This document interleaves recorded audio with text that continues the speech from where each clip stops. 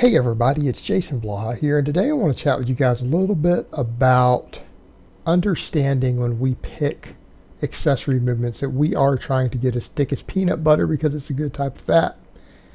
And this is something that I think we oftentimes lose sight of. It's something I've even lost sight of many times in the past, that I've gradually just come to accept, and most top level elite strength coaches who coach multiple world record holding powerlifters who are all jacked, including even drug tested ones, tend to fall back into this camp. And that's the idea that your accessory work is there to thicken you up, and there's no reason to be afraid of higher reps. Now, higher reps meaning what a powerlifter would call higher reps: 6, 8s, 10s, things like that. And the reason for this is efficient use of your time and recovery resources in terms of hypertrophy. Now, I have historically, and many other people have tried to say, hey, we could just do a lot of 3s and 5s and things. And that's fine if you're not doing heavy training. If you need to try to keep your strength up while getting enough training volume in to maximize hypertrophy, it does make sense to do a lot of that. Makes absolute sense. Especially when you look at a lot of the data that's out there, because it shows that you gain more strength in the same amount of muscle versus doing sets of 10 and stuff when you do that, right? There's good data on that. And we all know that where bodybuilders oftentimes mess up, everyone who observes it knows this. They mess up because they think that they can train that way all the time, right? They think they can do the 8s and the 10s and the 12s. They make sufficient use of their time, and they think that they're just going to keep growing that way without really getting stronger at the really, really heavy stuff. And the reality is that they won't. Those are the guys who have to go on gear sooner. Those are the guys who struggle as naturals to really get truly thick, because we all know that most true legitimate naturals who are jacked are brutally strong. And they're brutally strong at 1s, 2s, 3s, right? I mean, they tend to be strong at 8s and 10s also, but they do heavy work. Every single really, truly jacked natural that I've ever met in my life has a pretty solid max bench and a max squat. I do not know a single jacked natural who has less than a 500-pound raw squat, or less than a 350 raw bench, or less than a 600 deadlift. I have not met one. Not one in my entire life.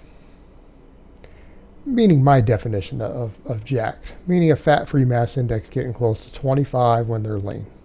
They're all strong. All of them. Without fail. And I'm talking about the guy who you see on the internet who claims natty, who's not, or the guy you see on the internet who you think is jacked, who you meet them in person and realize they weigh 170 pounds and that they're tiny. Talking about jacked dudes. And so they miss that fact also. And it's generally been my experience that drug-tested powerlifters tend to be bigger than drug-tested bodybuilders, even at the higher level. That's just reality. That's reality. It's because most powerlifters understand they need to combine both of these things. But let's come over to the point.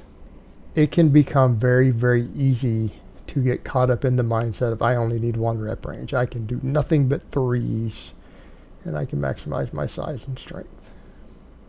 Truth is, it's not really ideal. I don't even think linear periodization is ideal at this point. I've written linear programs. There are plenty of good linear programs out there. I know experts who promote linear programs, like as in linear periodization, block periodization. I think concurrent type training is better. And here's the thing. If we are willing to do the heavy work, if you are training singles every single week, and it's just something I mentioned a couple days ago in another informative video. If you're already training the singles every week with maximum work, the strength benefits that you get outside of the hypertrophy from doing 3s and 5s tends to be counteracted, because you're already training with heavier loads. And so if you're already doing really heavy work above 90%, your maximum strength is already covered more effectively than you're going to get from those. So what are you getting from doing a bunch of triples at that point? You're just accumulating fatigue. You're having to spend more time on your training. You have to do more total sets. That's all you're getting out of it. It makes sense at a certain point, depending upon the exercise. You know, again, like you guys see me there doing trap bar deadlifts and sixes, it doesn't always make sense to do a bunch of tens on a deadlift type exercise. And even then, if it wasn't a trap bar, I'd probably only be doing singles. All right, the trap bar is a little bit different of a beast. Grip and everything is different, a little bit different. Probably about the only deadlift I would do reps at all, but even then, you know, something like 6, maybe 8. A lot of the other exercises, I'm doing 8s, I'm doing 10s. All right, it makes sense to do those. Why? Because we're getting as thick as possible with the fewest sets possible. And if we're already doing our heavy work, we're pretty well covered. And even if we don't have that movement pattern, let's say we're talking about something like pull-ups. You're like, we're doing a bunch of sets of 8 and stuff. How are you going to get your maximum strength? Maybe the deadlift won't carry over to that. Well, I could always eventually take an alternative movement pattern like that, and I could work in some singles eventually, couldn't we? In fact, that wouldn't even be a bad idea.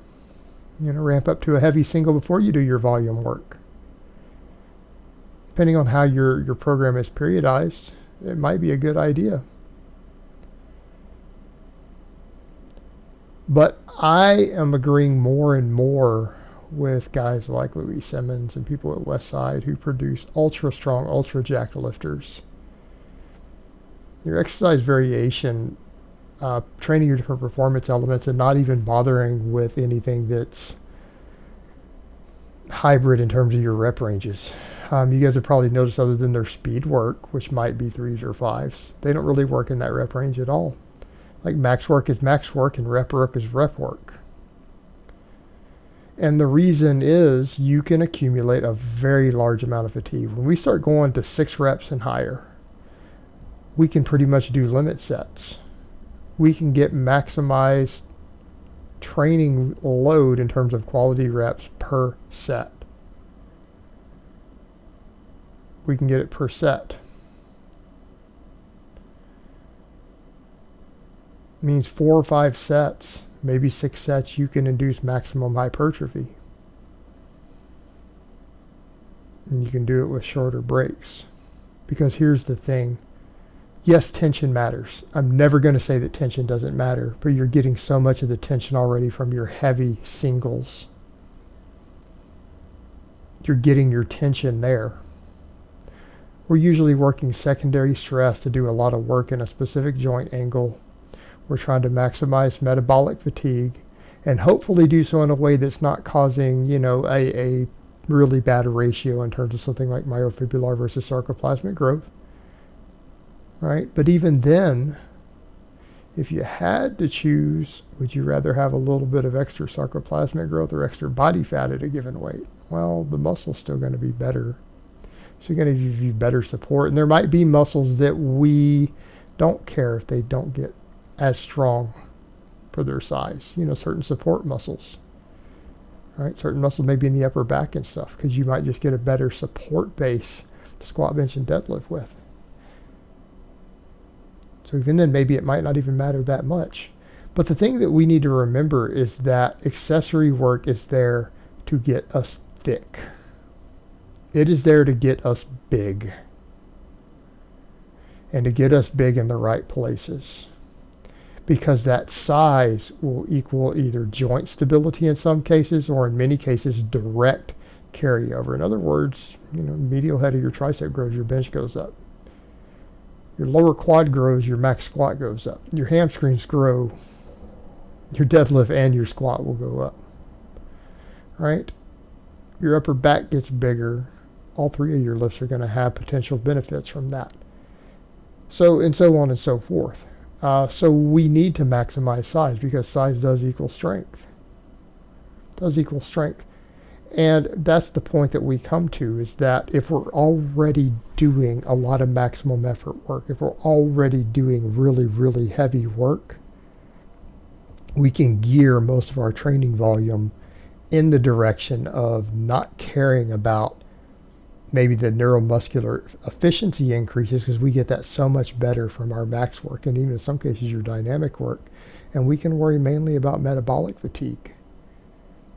And the two feed each other. They feed each other very, very effectively. And I'm not ever suggesting that the metabolic fatigue work by itself would necessarily make most people big. They will stall eventually on that pretty easily because they're not always maximizing strength to go with it.